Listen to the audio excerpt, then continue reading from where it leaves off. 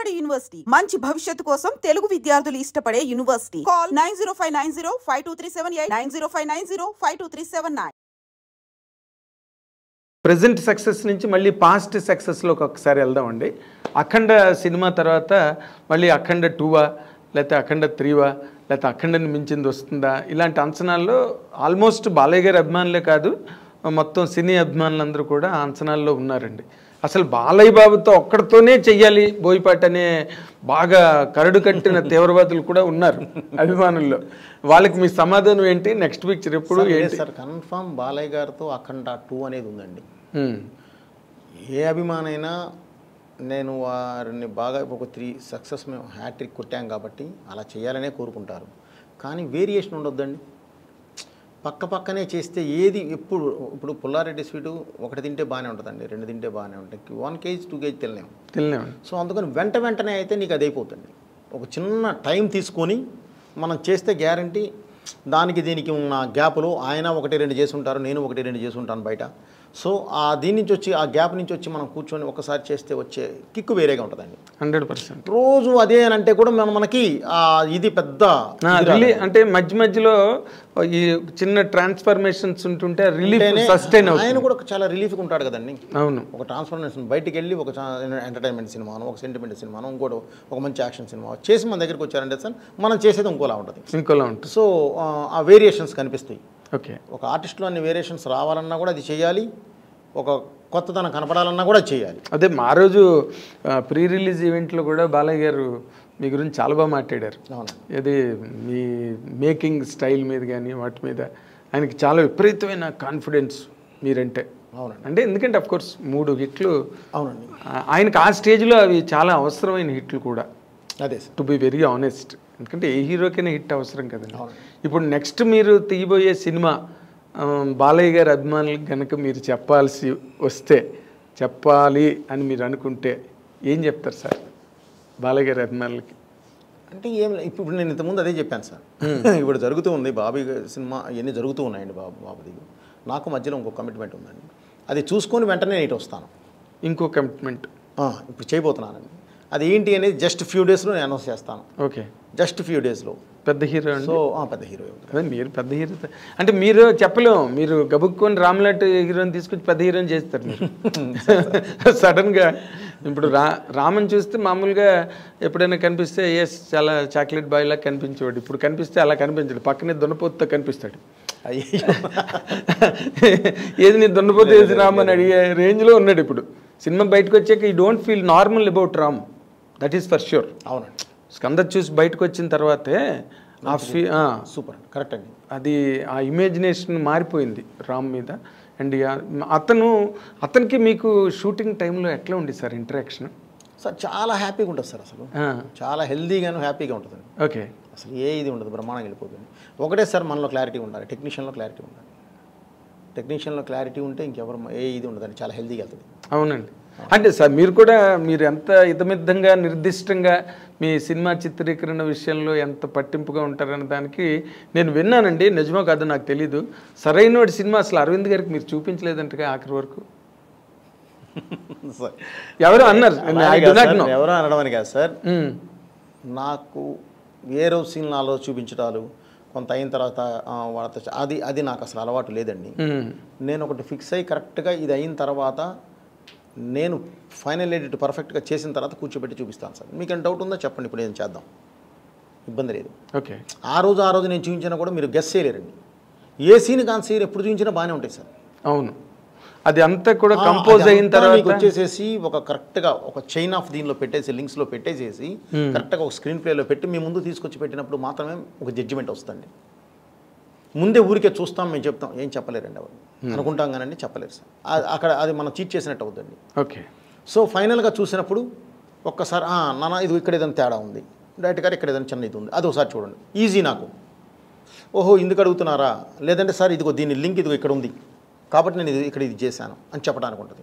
లేదు కరెక్టేనా, లేదు సార్ నిజమే బాగుంది, టోటాలిటీ బాగుంది అనుకుంటే ఒకటి లేదు సార్ నిజంగానే ఇది చిన్న ఇది ఉంది సార్, ఓకే ఒక 2 days మనం పెట్టుకుందామండి, టోటల్ ఇంకేమున్నాయో చూసుకుని 2 days పెట్టేస్తాం, ఈజీ. అదే వాళ్ళకి చెప్పడానికి ఈజీ, మీకు చూపించడానికి ఈజీ, వాళ్ళు చెప్పిన తర్వాత మీరు కరెక్ట్ చేసుకోవడం కూడా ఈజీ అండి. అలా కాకుండా ఇవాళ చూసావు ఒక ఇంటర్వెల్ దాకా అయింది, కొంతవరకు ఉంది, చూసావు. ఇప్పుడే జడ్జ్ చేయలేరు. ఏం చెప్తారు? చూస్తారు అంతే. నాకు ఇంకా సెకండ్ హాఫ్ ఉంది కదా, నేను షూట్ చేయకుండా నువ్వేం చెప్తావు జడ్జిమెంట్?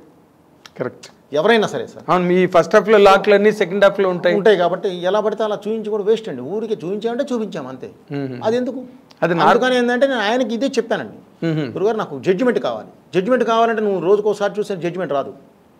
ఇది ఆల్రెడీ చూసాను. ఒక ఎంటర్టైన్మెంట్ సీన్ ఉందండి, ఒకసారి చూసావు నవ్వావు, రెండోసారి చూసాను నవ్వావు, మూడోసారి చూసావు నవ్వావు, నాలుగోసారి చూసావు నవ్వావు, ఐదోసారి చూసావు ఆల్రెడీ చూసాం అనుకుంటావు, ఆరోసారి నేను చక్కలికి పెట్టాలి. ఎందుకు వస్తుంది సార్ నవ్వు? సో అన్నిసార్లు నీకు, ఎందుకంటే నువ్వు ఇక్కడ చూస్తున్నావు, దానికి తర్వాత ఒక ఆర్ఆర్ యాడ్ అవుద్ది, అద్భుతమైన నీకు ఇది యాడ్ అవుద్ది, వాయిస్ యాడ్ అవుద్ది, డబ్బింగ్ యాడ్ అవుద్ది. ఇవన్నీ యాడ్ అయినప్పుడు ఒక డిఏ, కలర్ఫుల్ డిఏ యాడ్ అవుద్ది. ఇవన్నీ యాడ్ అయినప్పుడు ఉండే నీకు లుక్ కను మామూలుగా చూసేదానికి చాలా తేడా ఉంటుందండి. కరెక్ట్ అండి, కరెక్ట్. అదైతే ముందు అరవింద్ గారికి ఇప్పుడు మీరు ఏది చూసినా కూడా నన్ను జడ్జ్ చేయలేనప్పుడు ఎందుకు చూడటం? ఇప్పుడు వద్దు, మీరు పొల్యూట్ అవ్వద్దు. మీరు ఒకేసారి చూసినప్పుడు మీకు ఒక ఆడియన్లా చూసావు, మీకు ఒక జడ్జిమెంట్ ఉంటుంది. సో అందుకని నేను ఫస్ట్ నుంచి నేను బాలయ్య గారికి కూడా ఫైనల్గా చూపిస్తానండి. అంతేనా? ఫైనల్గా చూపిస్తాను సార్. బేసిక్గా ఆయనకి నాకున్న బాండింగ్ వేరండి. ఆయన అసలు కథ కూడా అడగడు, వద్దు భయపడగారు, మీరున్నారు చూసుకుంటారు నాకెందుకు అంటాడు ఆయన. ఓకే. సో ఆయనకి నాకున్న నమ్మకం అండి, మా మధ్యలో ఉన్న బాండింగ్ అది. ఓకే. సో ఇంకా ఎక్కువ రెస్పాన్సిబిలిటీ కదా, నువ్వేం చెప్పద్దు నాకు, నువ్వే చెయ్యి. అది నిజంగానే బరువు కోసం అనండి ఆయన. నాకెందుకు భయపడుతున్నాడు కదా అని ఆయనకు ఒక నమ్మకం ఉంటుంది. నమ్మకాన్ని నేను నిలబెట్టుకుంటూ వచ్చాను కాబట్టి ఆయన ఇంకా బాగా నమ్ముతాడు. ఇప్పుడు మీరు మామూలు రెగ్యులర్ క్యారెక్టరైజేషన్ అయితే ఒక పద్ధతి అండి, అఖండలో ఈ క్యారెక్టర్ ముందు బాలయ్య బాబు గారికి చెప్పారా? అఘోరా క్యారెక్టర్. ఓకే. చెప్పిన తర్వాత షూట్కి వెళ్ళారా? 1 minute సార్ ఆయన వినింది.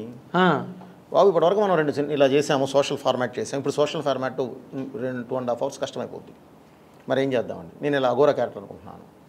అఘోరా అంటే విభూతి పూసుకొని హెయిర్ పెంచి వచ్చి ఇదా అన్నాడు. అవును బాబు, కాకపోతే బాలయ్య బోయపేట అలా ఉంటారు కదా బాబు. కుట్టారుగా, బాలయ్య బోయపేట అలా ఉంటారు కదా. నిజమేనండి, మీ ఇష్టం, ఎప్పుడు గెటప్ చెక్క ఎప్పుడు వెళ్ళిపోతాం, ఇంతే జరిగింది. ఓ అంతేనండి, చాలా సింపుల్, చాలా సింపుల్. ఆ క్యారెక్టర్ ఎలా జర్నీ చేస్తాను, ఎందుకు నువ్వు చూసుకుంటావు కదా అన్నాడు ఆయన. ఓకే, అంతే, చూసుకోండి, తర్వాత మనం గెటప్ అంతప్పుడు కావాలంటే అప్పుడు ఏదైనా ఊరికే నేను ఎలా వెళ్ళాలి చెప్పండి నాకు చాలు అంటే అది నమ్మకం అండి, షీర్ ఫెయిత్ మీ మీద ఉన్న నమ్మకం అండి. అంతే, ఆ నమ్మకం ఉన్నప్పుడు మనం చాలా బాగా ఇంకెక్కువ వేసుకుంటామండి మా భుజాన. అది ఒక రకంగా హెవీ వెయిటేనండి. ఇప్పుడు కథ విని బాగోలేదు, ఇది మార్చండి, ఇలా మార్చండి అంటే అప్పుడు సమానమైన నిష్పత్తి ఉంటుంది రెస్పాన్సిబిలిటీ. ఇప్పుడు అంతా మీదే, మంచి అయినా చెడైనా. సో మీరు ఆ యాంగిల్లో మళ్ళీ సింగిల్ హ్యాండ్ ఫైటే కదా మీది. మరి దాన్ని మీరు ఎంజాయ్ చేస్తారండి బాగా బాగా. ఎలా? ఎందుకంటే నేను చేయలేను సార్. రీమేక్ చూపిస్తే నా కిక్ రాదు. నాకు రోజు స్ట్రగుల్ పడాలి. అమ్మ ఈ షాట్ ఎలా తీయాలి, ఇది ఇలా పెట్టాలి, ఇది మార్చాలి, బ్లాక్ మార్చాలి, నుంచి ఇది బయటికి తీయాలి. ఆ కిక్ ఉన్నప్పుడే నేను డైరెక్టర్గా బతికున్నట్టండి. అది లేని రోజు నాకు అవసరం లేదు సార్. అది అందుకే నేను రీమేక్లు చేయరు. అసలు ఆ ప్రస్తావన కూడా మీ దగ్గర రాదేమో. నేను చేయనండి, చేయలేను, నాకు కిక్ ఉండదు. అది నేను చూస్ చేసేదేం సార్.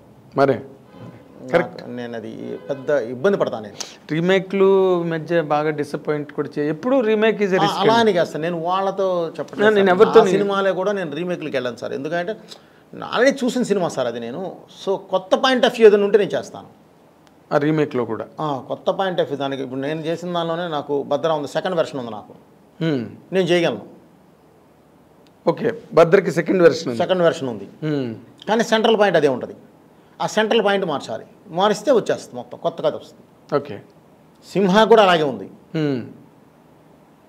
తులసికి లేదని సింహాకు ఉంది అలాగే. ఇదే ఉంటుంది, సెకండ్ వెర్షన్ ఉంటుంది. సెకండ్ అంటే అదర్ వెర్షన్, ఇంకో రకంగా కూడా తీయచ్చు ఆ సినిమా. ఓకే, అదర్ వెర్షన్ అలా ఇంకేదైనా నేను వెళ్ళినప్పుడు చేయగలను. కాదు సార్, దాన్ని ఎవరు డిసైడ్ చేస్తారు? మీకు మీరే డిసైడ్ చేసుకుంటారు కదా సార్, 2 వెర్షన్స్ ఉన్నప్పుడు. అంతే కదా సార్. అమ్మ మీరు మామూలు కారండి కాదు సార్, ఎందుకంటే అది మా ధర్మం సార్. అది ధర్మం ఏంటంటే సార్, ధర్మం ఏంటి తేడా వచ్చిందంటే గొప్ప పగిలిపోతుంది.